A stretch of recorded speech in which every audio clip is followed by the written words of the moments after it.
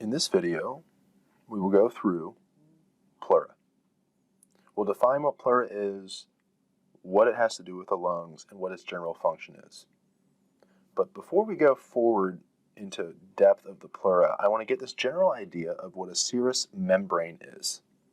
So the pleura is one major example of a serous membrane that is localized around the lung. Another example of a serous membrane is around the heart. That would be called the pericardium.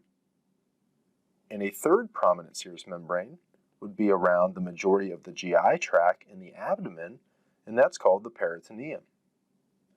Now, all of these serous membranes produce a serous fluid, which is pretty much like a watery lubricant type fluid, because what the lungs, the heart, and the GI tract all have in common is that these are organs that are constantly in motion. They're constantly moving.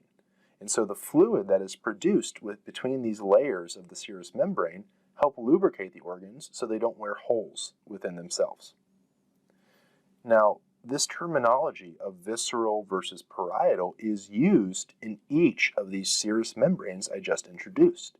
So let's look at the lungs now in particular and help distinguish between the visceral and parietal layers.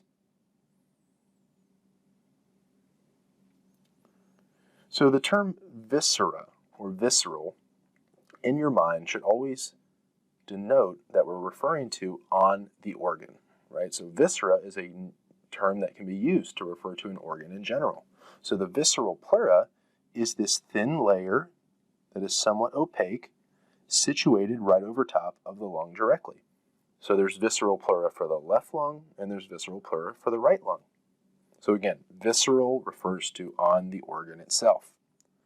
Versus if we now rotate and look over here on the right lung, we can see that off of the lung, so you can see there's this gap here, lining the actual body wall, which would be, in this case, since we're in the thorax, lining the ribs, is the parietal pleura. Now there's parietal pleura for the right lung and for the left lung.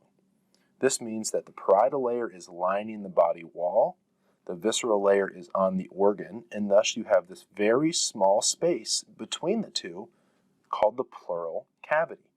We see this exact same relationship around the heart. So we have a pericardial cavity, and same thing around the GI tract where we have a peritoneal cavity.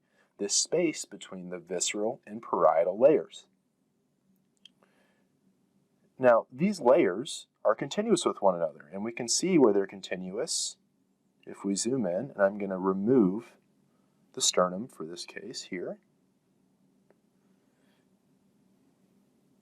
And the location where the parietal and visceral layers are continuous is right at the hilum of the lung. So the visceral layer would then come out and surround the lung directly. The parietal layer would come off here and then wrap around the diaphragm, the ribs, or the mediastinum. Now there are places where the pleural cavity has somewhat of excess space, and this is due to the nature of the diaphragm being a dome shape. So during a very deep inhalation, the lungs will occupy this space formed between the diaphragm and the ribs called the costodiaphragmatic recess, which if you combine the terms, it's a space between costo, the ribs, and diaphragmatic, the diaphragm. So you can see that the lungs, when the diaphragm is in its normal location, are not occupying this space. So this is representing a full exhalation currently in this view. But during a deep inhalation, the diaphragm is pushed down, and the lungs get larger because they have more volume of air in there, and so they end up filling this space. And since they would fill this space, that means the pleura has to extend all the way down here and then around.